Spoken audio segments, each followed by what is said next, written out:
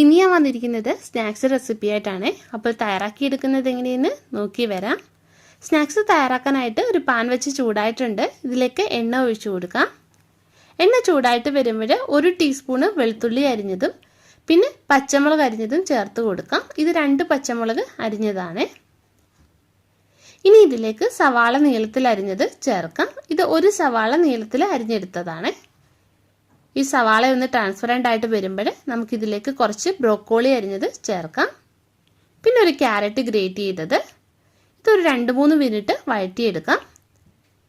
ഇനി ഇതിലേക്ക് കുറച്ച് ക്യാബേജ് അരിഞ്ഞതും കൂടെ ചേർക്കാം. ഇനി ഇത് വഴറ്റി കൊടുക്കാം. ഇതിൽ നിങ്ങൾക്ക് ഇഷ്ടമുള്ള വെജിറ്റബിൾസ് ഒക്കെ ചേർത്ത് കൊടുക്കാവുന്നതാണ്. ഇനി ആവശ്യത്തിന് ഉപ്പും കൂടെ ചേർക്കാം. പിന്നെ 1 ടീസ്പൂൺ കുരുമുളക് പൊടി ചേർക്കുന്നുണ്ട്. കുരുമുളക് പൊടിയൊക്കെ നിങ്ങളുടെ എരിവിനനുസരിച്ചിട്ട് വേണം ചേർത്ത് കൊടുക്കാൻ. പിന്നെ ഞാൻ ഇതിലേക്ക് 1 ടേബിൾ സ്പൂൺ ടൊമാറ്റോ സോസ് ചേർക്കുകയാണ്. ഇനി ഇതെല്ലാം കൂടെ നല്ലോണം ഒന്ന് മിക്സ് ചെയ്തെടുക്കാം. അപ്പോൾ ഇതായി വന്നിട്ടുണ്ട്. ഇനി ഇതിൻ്റെ ഫ്ലെയിം നമുക്ക് ഓഫ് ചെയ്യാം. ഇതൊന്ന് തണുത്ത് വരണം. ആ സമയം കൊണ്ട് നമുക്ക് ഇതിന് വേണ്ടിയിട്ടുള്ളൊരു ബാറ്റർ തയ്യാറാക്കണം. അതിനായിട്ടൊരു ബൗളിലേക്ക് മൈദ ഇട്ട് കൊടുക്കാം. ഇത് 2 കപ്പ് മൈദയാണ് എടുത്തിരിക്കുന്നത്. 250 ml കപ്പിന് 2 കപ്പ് മൈദ.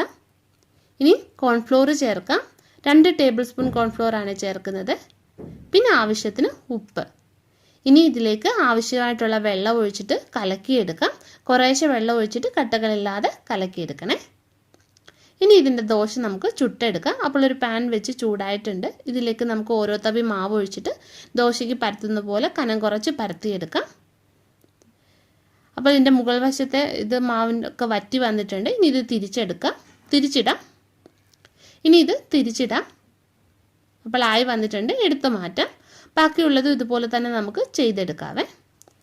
അപ്പോൾ ഷീറ്റെല്ലാം തയ്യാറാക്കി എടുത്തിട്ടുണ്ട്. ഇനി ഒരു ഷീറ്റ് നമുക്ക് എടുത്തിട്ട് ഇതിലേക്ക് ഇതുപോലെ ഒരു ഫില്ലിങ് കുറച്ച് വെച്ച് കൊടുക്കാം. ഇനി ഇത് ടൈറ്റായിട്ടൊന്ന് റോൾ ചെയ്യാം.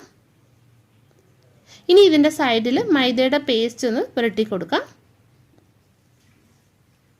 ഇനി ഇതിൻ്റെ അരികുവശം ഇതുപോലെ ഉള്ളിലോട്ട് മടക്കുക. ഇനി ഇത് ടൈറ്റായിട്ട് റോൾ ചെയ്യാം. അപ്പോൾ ഇതുപോലെ എല്ലാം നമുക്ക് തയ്യാറാക്കി എടുക്കാം. അപ്പോൾ ഇത് വറുത്തെടുക്കാനുള്ള എണ്ണ ചൂടായി വന്നിട്ടുണ്ട്. ഇനി ഇത് ഓരോന്നിട്ടിട്ട് വറുത്തെടുക്കാം. അപ്പോൾ ആയി വന്നിട്ടുണ്ട്. എണ്ണയിൽ നിന്നും എടുത്ത് മാറ്റാം.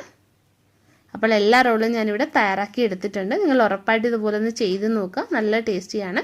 പിന്നെ വീഡിയോ ഇഷ്ടപ്പെടുകയാണെങ്കിൽ ഒന്ന് ലൈക്ക് ചെയ്യാനും ഷെയർ ചെയ്യാനും മറക്കല്ലേ. അപ്പോൾ നമുക്ക് വീണ്ടും മറ്റൊരു നല്ല റെസിപ്പിയുമായിട്ട് കാണാം.